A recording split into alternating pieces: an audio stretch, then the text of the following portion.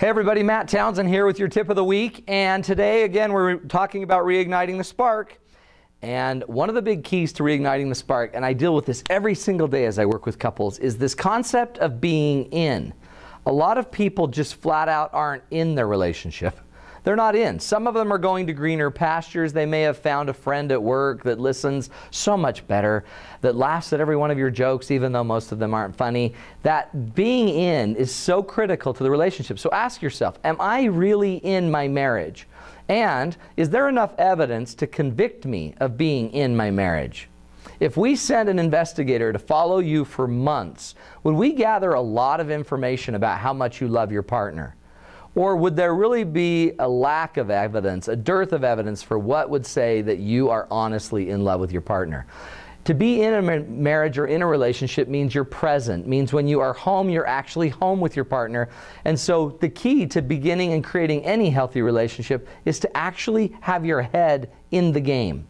If you're thinking about other things, if you're thinking about work, if you're distracted when you're home, you're not in the relationship. So your homework assignment this week is to figure out, are you in?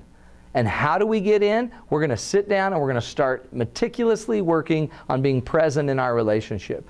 When I used to come home from work, I would drive home, and before I actually would pull into my garage, I'd be thinking about the kind of person I wanted to be when I got home. I knew my children were going to rush me, and I was going to hang out with my kids. I also knew my wife would be there after a day of being tired of hanging out with the kids. So I tried to psych myself up and get ready for that. And I literally spent 20 minutes thinking about how I wanted to be when I got home. Amazingly, that increased the likelihood of me being the kind of dad I wanted to be.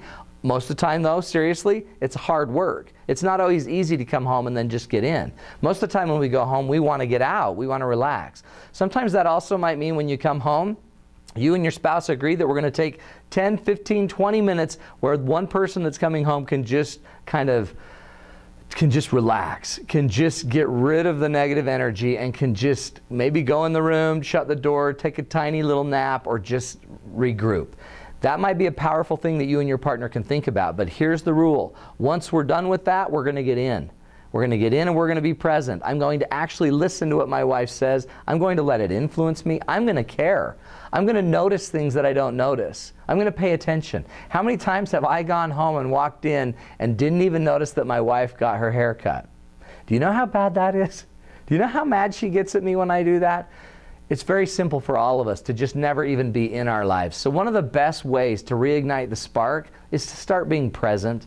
Get in, start paying attention to it, start looking for the details, and prepare yourself for the moment of being in. By the way, once you're in, you'll be amazed at how many other amazing things there are that are good, that are going on in the relationship, and you can draw on those. So that's your tip for the week. Go be present, start paying attention, talk to your partner about how you could both be more in, and have a great conversation about that. That's the tip of the week. If you need more ideas or information, you can go to matttownsend.com, where we'll have a lot of information on that and other things. We hope to see you there.